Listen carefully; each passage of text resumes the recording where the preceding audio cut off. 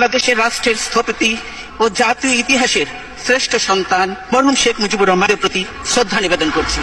ইতিহাসের নাম হচ্ছে বঙ্গবন্ধু, আমাদের জাতির পিতা। জাতির পিতা কোনো দল বা গোষ্ঠীর নিজস্ব সম্পত্তি নয়। আমি বারবার বলেছি, বঙ্গবন্ধু আমারও পিতা, আপনারও পিতা, সবারই পিতা। উনি সার্বজনীন, তার অবদানের কথা বলে শেষ করা যাবে না। বঙ্গবন্ধু মানে বাংলাদেশ, বঙ্গবন্ধু একটা স্বাধীন দেশ। যার জন্ম না হলে আমি সেনাবাহিনী প্রধান হতে পারতাম না, যার জন্ম না হলে রাষ্ট্রপতি হতে পারতাম না, যার জন্ম না হলে এই সংসদের বক্তব্য দিতে পারতাম না। আমার দুঃখ একটা আছে, বঙ্গবন্ধুর জাতির পিতা ঘোষণা করতে পারিনি। আমি চেয়েছিলাম, প্রস্তাব এনেছিলাম মন্ত্রিসভায়, এরা সবাই আছেন এখানে, আইনি ছিলেন, ও ছিল, সবাই ছিল, প্রস্তাব এনেছিলাম বঙ্গবন্ধু ঋণ শোধ করতে চেষ্টা করি, জাতির পিতা ঘোষণা করি।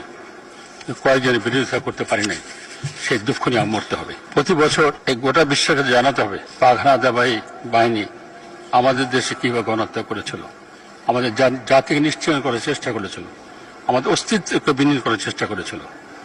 কিন্তু আমরা এখনো বেঁচে আছি, মাথা উঁচু করে বেঁচে আছি, এগিয়ে চলেছি আমরা।